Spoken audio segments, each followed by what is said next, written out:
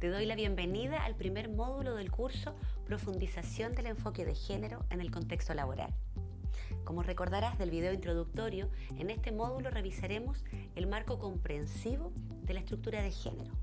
Y en esta cápsula en particular, te quiero invitar a revisar distintas expresiones de la violencia de género, las que se sustentan y refuerzan a través de los estereotipos de género y la división sexual del trabajo. Partiremos entonces recordando qué son los estereotipos de género. ¿Has escuchado alguna vez la frase "detrás de un gran hombre hay una gran mujer"? Detente a pensar por unos minutos lo que significa. ¿Qué nos dice de los hombres? ¿Qué nos dice de las mujeres? ¿Cuál es el mensaje que hay detrás? En su libro Mujeres, Eduardo Galeano comenta esta misma frase diciendo: frecuente comentario, dudoso elogio. Los estereotipos de género son todas las ideas, cualidades y expectativas preconcebidas que se encuentran arraigadas en nuestra cultura y que van determinando las conductas, el comportamiento y las actitudes de hombres y mujeres. Dice relación con lo que el mundo espera de cada uno o una de nosotras, por el solo hecho de haber nacido con un sexo u otro. El problema con los estereotipos de género es que, por un lado, limitan nuestro derecho a desarrollarnos y expresarnos de manera libre, y por otro lado, nos obligan a aceptar comportamientos que nos violentan solo por el hecho de ser considerados propios de un género u otro. Una situación que nos permite ejemplificar este concepto es cuando en una relación de pareja heterosexual un hombre se enoja, ¿no? Y golpea puertas, paredes. Y frente a esta situación esperamos que la mujer entienda que los hombres son así, ¿no? Deben expresar su rabia e incluso que es mejor que eso ocurra a que le pegue a ella. Estos estereotipos de género van construyendo una cierta masculinidad, a la que hemos llamado masculinidad hegemónica, la que se sustenta en tres luchas constantes. El hombre debe demostrar que no es un bebé, que no es una mujer y que no es homosexual. Los hombres construyen desde niños su masculinidad, pues aprenden a comportarse de acuerdo con el lugar y el momento histórico en que viven. En la actualidad, esta masculinidad se construye en oposición a todo lo que tenga relación con lo femenino.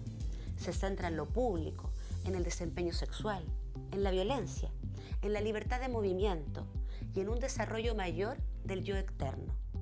Por su parte, las mujeres igualmente vamos construyendo una cierta feminidad hegemónica, centrada en los requerimientos de lo privado, en los quehaceres domésticos, en el cuidado de las familias, en los afectos, en las emociones y, por tanto, en un mayor desarrollo del yo interno. Estos estereotipos de género están presentes en la base de una división sexual del trabajo, que articula dos dimensiones de la economía: el trabajo remunerado y valorado socialmente, al que llamamos trabajo productivo, donde encontramos principalmente a los hombres. Y por otro lado, el trabajo no remunerado, que a su vez es menos valorado socialmente, y denominamos trabajo reproductivo, en el que encontramos principalmente a las mujeres. De acuerdo con un estudio realizado por el Instituto Nacional de Estadística y Geografía el año 2021, si bien hombres y mujeres se insertan mayoritariamente en el sector terciario de la economía, las mujeres lo hacen en mayor proporción y principalmente en actividades relacionadas con los atributos reproductivos que se han asignado, como el cuidado de otras personas y el trabajo doméstico. Por el contrario, los hombres se insertan con mayor frecuencia en el transporte y las comunicaciones, así como servicios profesionales, financieros y corporativos. Ahora bien, ¿cuál sería el origen de estos estereotipos de género que han ido organizando esta división sexual del trabajo? Lo primero es plantear que la estructura de género opera como uno de los sistemas de opresión y privilegio más antiguos de la humanidad. ¿Recuerdas el mito bíblico del Génesis? Si lo comparas con distintos mitos de origen de pueblos indígenas, encontrarás que en su gran mayoría responden a una misma lógica. Mujeres que presentan una cuestionada moral que causa daño y caos, por lo que debe llegar una autoridad a poner orden.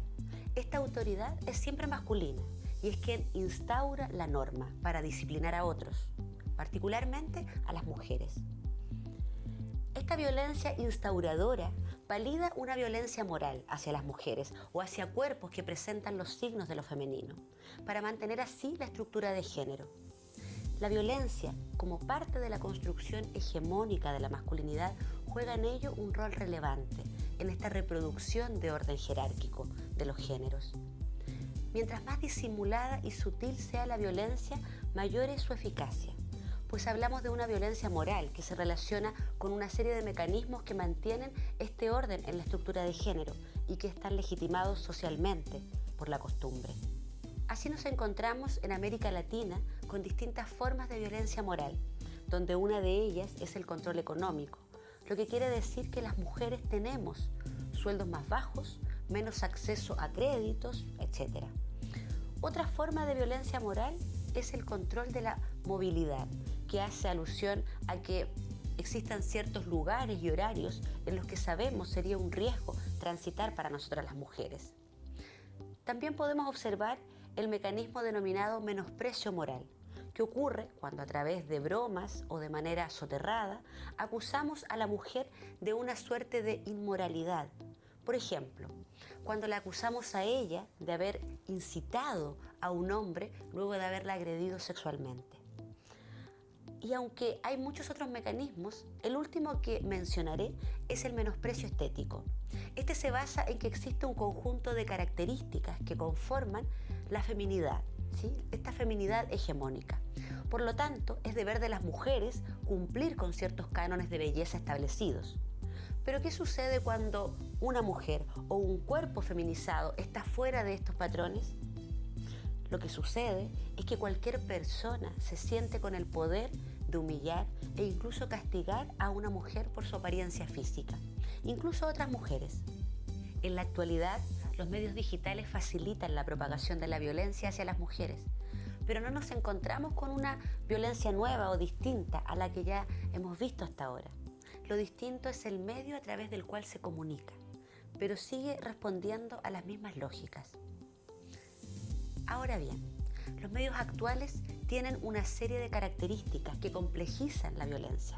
Por un lado, el anonimato de quienes violentan, la masificación, la rapidez de los ataques, la posibilidad incluso de coordinación entre quienes realizan los ataques y finalmente la permanencia de la información en la Internet, lo que implica muchas veces que sea más difícil enfrentar o eliminar la violencia de las redes, lo que posibilita un ataque permanente. Para ya ir cerrando esta cápsula, es importante señalar que la eficiencia de la violencia moral en la reproducción de la desigualdad de género es producto de tres aspectos que la caracterizan. El primero es una dimensión masiva, que refuerza la idea de algo como natural o normal, porque la mayoría de las personas tienen más o menos las mismas creencias de género. Por lo mismo, un segundo aspecto es el fuerte arraigo en valores religiosos y familiares que justifican estas violencias. Y finalmente, un tercer aspecto es la dificultad para nombrarlas e identificarlas. Esta triada sostiene la violencia de género en nuestra sociedad y por lo tanto también en nuestra organización. ¿Cuál de estos ámbitos crees que es más posible de enfrentar con políticas laborales que favorezcan la igualdad de género? ¿Hay alguno de estos aspectos en los que observes más potencial de trabajo con tu equipo? Te invito a que reflexiones sobre estas preguntas. Antes de despedirme, quiero invitarte a revisar los demás materiales interactivos de este módulo y desarrollar la evaluación para que logres identificar cómo has ido avanzando. Un abrazo y buena semana.